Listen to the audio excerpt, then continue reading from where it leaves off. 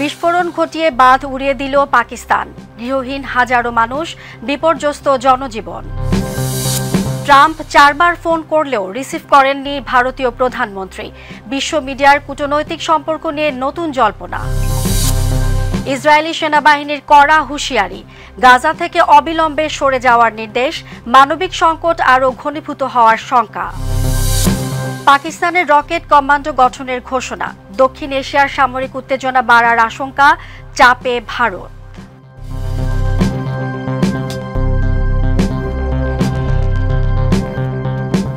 দর্শক, আমন্ত্রণ মাই TV I নিউজে। এতক্ষণ দেখছিলেন শিরোনাম, সাথে আছে আমি ফৌজিয়া রওশন।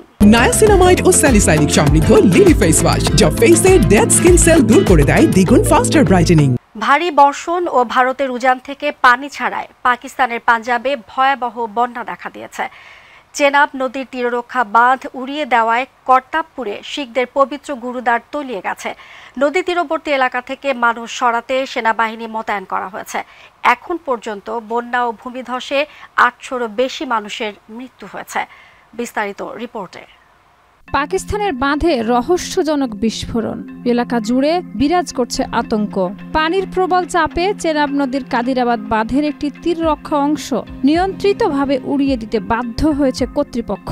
এর ফলে ভারতের সীমান্ত ঘেঁষা শিখদের পবিত্র ধর্মীয় স্থান কর্তারপুর সাহিব তলিয়ে গেছে। ভারতের প্রবল বর্ষণের ফলে আন্তঃসীমান্ত 3টি নদী চেনাব, রাভি ও সুতলেজে নদীর প্রবাহ অস্বাভাবিকভাবে বেড়ে গেছে। এর প্রভাবে পাকিস্তানের পাঞ্জাব প্রদেশ জুড়ে বন্যার উচ্চ সতর্কতা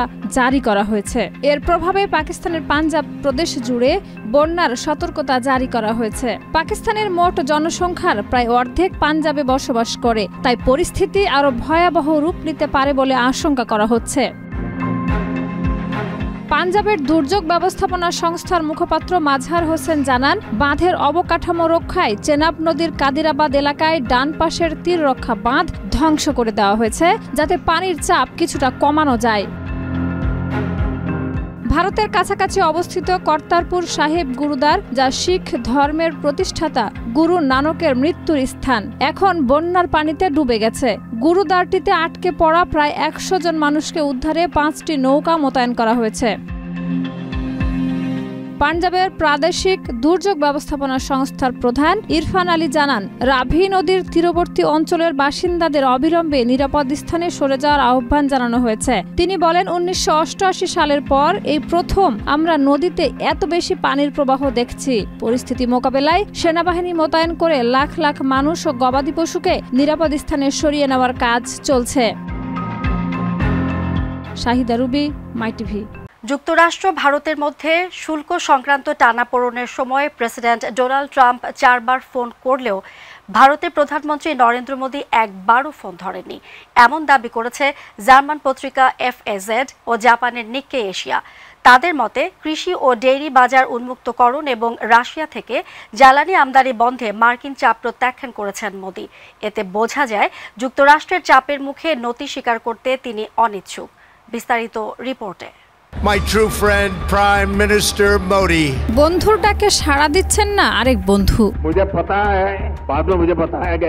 বন্ধুত্বে ধরেছে ফাটল, এমনটাই দাবি করছে জার্মানির প্রভাবশালী পত্রিকা ফ্রাঙ্কফুর্টার অ্যালজেমেইন জেইটুং এবং জাপানের নিক্কেই এশিয়া। গণমাধ্যম দুটি দাবি করেছে মার্কিন প্রেসিডেন্ট ডোনাল্ড ট্রাম্প 4 বার ফোন করেছিলেন ভারতের প্রধানমন্ত্রী নরেন্দ্র মোদীকে, কিন্তু একবারও ফোন ধরেননি নরেন্দ্র মোদী। মোদী ইচ্ছাকৃতভাবে ট্রাম্পকে এড়িয়ে যাচ্ছেন, এতে ট্রাম্পের হতাশা আরো বেড়ে গেছে। আজ সময় কি মাং হ্যায়। এই দুই পত্রিকার দাবি অনুযায়ী শুল্ক সংক্রান্ত বিরোধের সময় মোদির সঙ্গে কথা বলার চেষ্টা করেন ডোনাল্ড ট্রাম্প, কিন্তু নরেন্দ্র মোদী ফোন না ধরায় স্পষ্ট হয় তিনি যুক্তরাষ্ট্রের চাপের মুখে নতি স্বীকার করতে চাননি। বিশেষ করে ভারতের কৃষি ও ডেইরি বাজার উন্মুক্ত করা এবং রাশিয়া থেকে জ্বালানি আমদানি বন্ধের ব্যাপারে ট্রাম্প প্রশাসনের চাপ মোদী প্রত্যাখ্যান করেছেন বলে মনে করছে সংবাদ মাধ্যমগুলো। মেরে দোস্ত প্রেসিডেন্ট ডোনাল্ড ট্রাম্প। FAZ লিখেছে, মোদির এই সিদ্ধান্ত শুধু ট্রাম্পের প্রতি তার অসন্তোষী নয়, বরং কূটনৈতিকভাবে কতটা কৌশলী পদক্ষেপ নিচ্ছেন সেটাও প্রকাশ করে। পত্রিকাটি আরো জানিয়েছে, ভারতের অর্থনৈতিক প্রবৃদ্ধি এই শুল্ক যুদ্ধের ফলে 6.5% থেকে 5.5% নেমে যেতে পারে।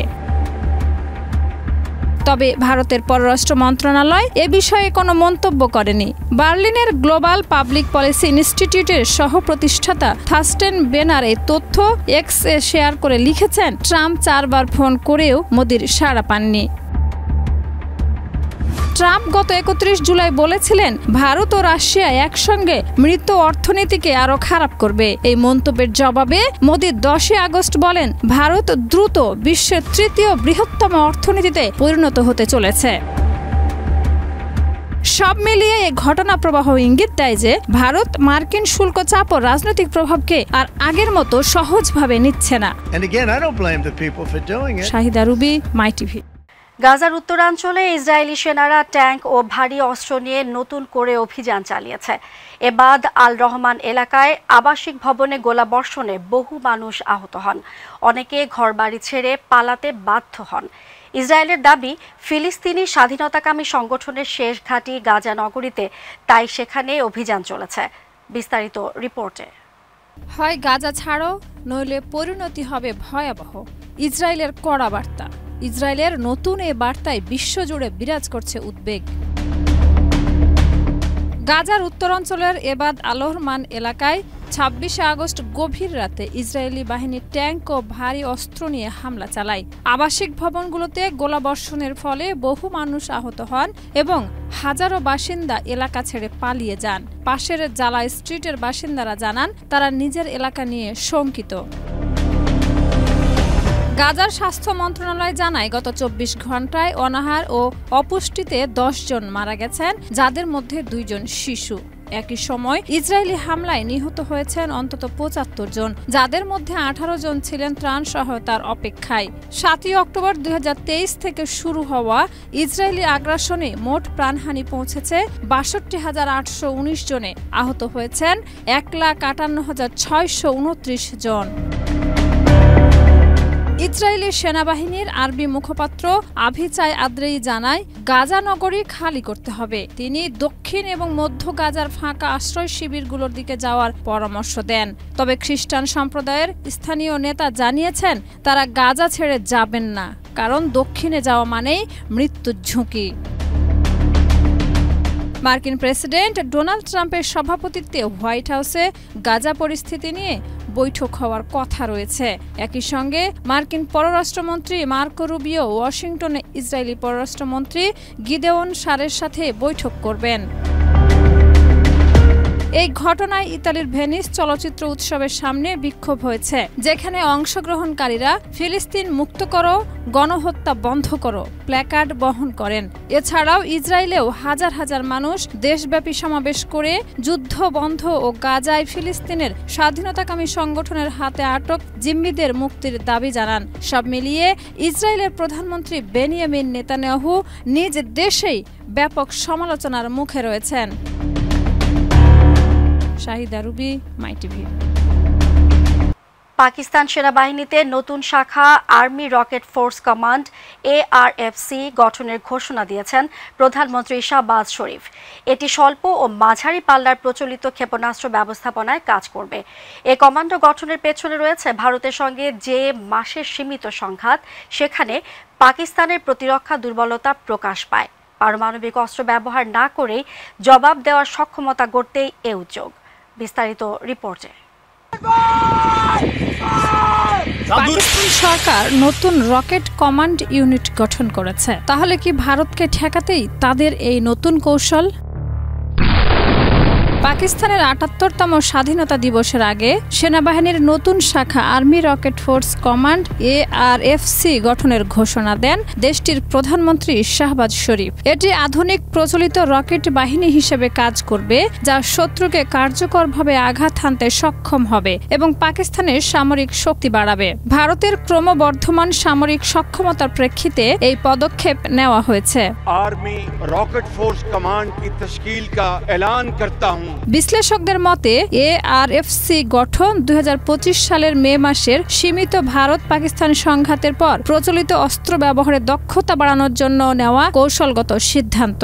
পাকিস্তানের প্রতিরক্ষা আগে মূলত পারমাণবিক অস্ত্র নির্ভর ছিল, কিন্তু সাম্প্রতিক সংঘাত দেখিয়েছে প্রচলিত সামরিক সক্ষমতাও জরুরি।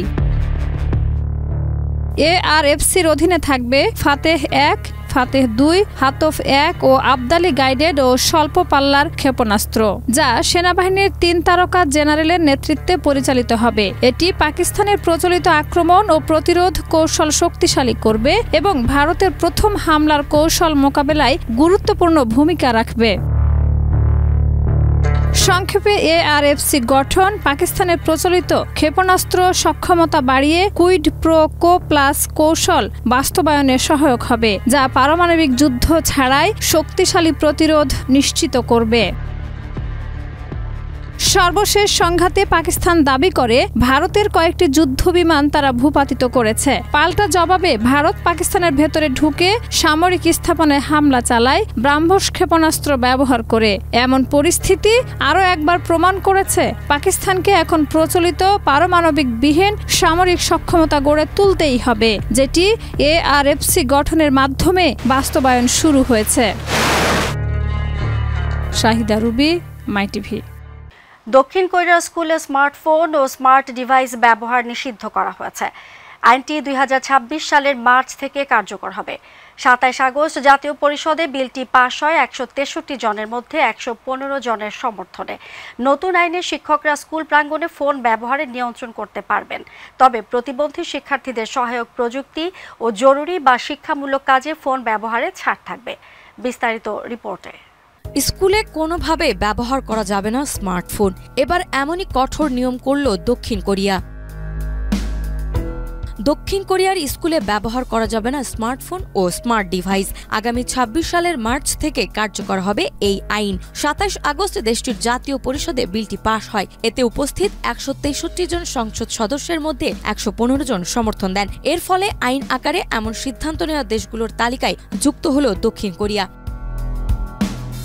বিশেষজ্ঞরা বলছেন, অতিরিক্ত স্মার্টফোন ব্যবহারে শিশু কিশোরদের শিক্ষা, মানসিক স্বাস্থ্য ও সামাজিক বিকাশ মারাত্মকভাবে ক্ষতিগ্রস্ত হচ্ছে। সরকারি এক সমীক্ষায় দেখা গেছে, দেশটির 10 থেকে 19 বছর বয়সী 43% কিশোর কিশোরী স্মার্টফোন নির্ভরশীল, যা জাতীয় গড়ে প্রায় দ্বিগুণ।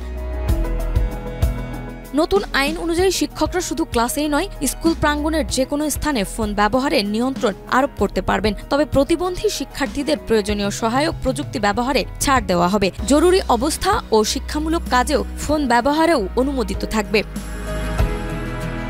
প্রসঙ্গত, এর আগে ফ্রান্স, ফিনল্যান্ড, ইতালি, নেদারল্যান্ড, চীন ও অস্ট্রেলিয়ার কয়েকটি অঙ্গরাজ্যে স্কুলে স্মার্টফোন ব্যবহারে বিভিন্ন মাত্রার নিষেধাজ্ঞা জারি করা হয়েছে। নেদারল্যান্ডসের সাম্প্রতিক এক গবেষণায় দেখা গেছে, স্কুলে ফোন নিষিদ্ধের পর শিক্ষার্থীদের মনোযোগ পূর্বের তুলনায় অনেক গুণ বেড়েছে এবং স্পষ্টভাবেই তা বেড়েছে। নাজমা, মাই টিভি। দর্শক, এই ছিল আজকের মাই টিভি আই নিউজ। ধন্যবাদ এতক্ষণ সাথে থাকার জন্য।